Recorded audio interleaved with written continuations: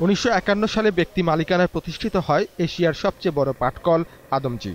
স্বাধীনতার পর 1972 সালে আদমজীকে রাষ্ট্রায়ত্ত প্রতিষ্ঠানে রূপান্তর করা হয়। পাট শিল্পের উন্নয়নে গঠন করা হয় বাংলাদেশ পাটকল সংস্থা।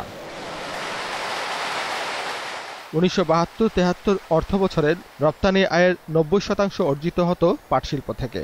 75 পরবর্তী সময়ে আস্তে আস্তে রুগ্ন করে ফেলা হয় পাট শিল্পকে। শুরু হয় রাষ্ট্রায়ত্ত প্রতিষ্ঠানগুলোর বিরাষ্ট্রীয়করণ প্রক্রিয়া। এটা তো আমরা সবাই জানি যে বিশ্বব্যাংক ব্যক্তিগত খাতে বিশ্বাসী, সেই জন্য তারা সব সময় শুরু থেকে আদমজী মিলকে বিরাষ্ট্রীয়করণ করার কথা বলে এসেছে। 1994 সালে পাটের উন্নয়নে কঠিন শর্তে বিশ্বব্যাংক থেকে ঋণ নেওয়া হয়। অনিয়ম, দুর্নীতি, শ্রমিক অসন্তোষ ও অব্যবস্থাপনায় ঋণের বোঝা বাড়তে থাকে।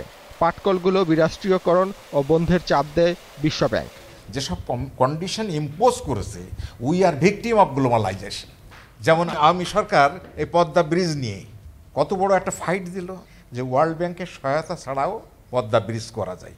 তা ওরা তখন বললো না কেন, যেন তোমরা তোমার নাক ঢোকায় না কেন, আমরা আদমজী চালাবো, আদমজী আমাদের ঐতিহ্য, এটা রাখবো। 2002 সালে আদমজী স্থায়ীভাবে বন্ধ করে দেওয়া হয়। বেকার হয় হাজার হাজার শ্রমিক। এখনো মানবেতর জীবনযাপন করছে তাদের কেউ কেউ। বন্ধ হওয়ার পরে তো সব শ্রমিকে বেকার, যেটা পারছে কেউ দেশে চলে গেছে, কেউ রিক্সা চালাইছে, কেউ ভ্যান চালাইছে।